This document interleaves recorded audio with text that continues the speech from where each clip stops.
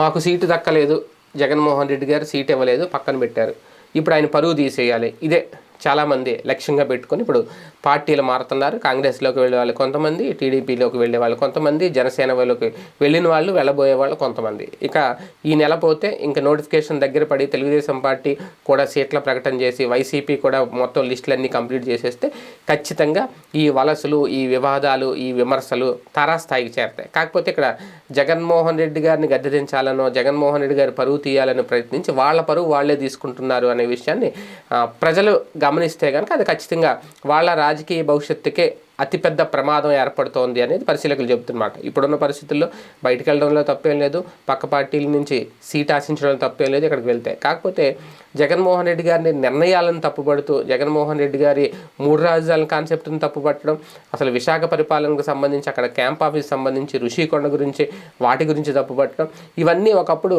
ఇదే పార్టీలో ఉండి ఇవన్నీ అద్భుతాలు సూపర్ అని ప్రచారం చేసిన వాళ్ళు ఇప్పుడు వాటినే తప్పుపడుతుంటే ఎవరి పరువు ప్రజల్లో పోతుంది? జగన్మోహన్ రెడ్డి గారు మొదటి నుంచే చెప్తున్నారు, వర్క్షాపులు పెట్టినప్పటి నుంచి కూడా పనితీరు సక్రమంగా లేని వాళ్ళని పక్కన పెడతామని. అయినా మార్చుకోకపోతే ఏం చేస్తారు?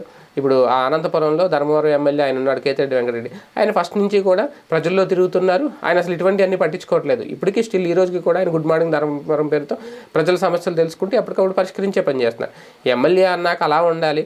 ప్రతి ఎమ్మెల్యే కూడా తన పని తాను చేసుకుపోతే వర్క్షాపులు పెట్టాల్సిన పనే ఉంటుంది. పనితీరు సక్రమంగా చేసుకోండి అని చెప్పి వార్నింగ్లు ఇవ్వాల్సిన అవసరం ఏముంటుంది? ఈ రోజు బాగాలేదని పక్కన పెట్టాల్సిన పరిస్థితి ఎందుకు వస్తుంది?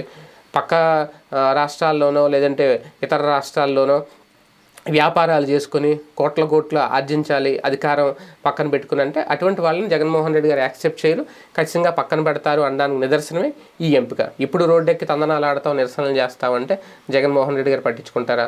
అస్సలు కేర్ చేయరు అంటున్నారు వైసీపీ నాయకులు.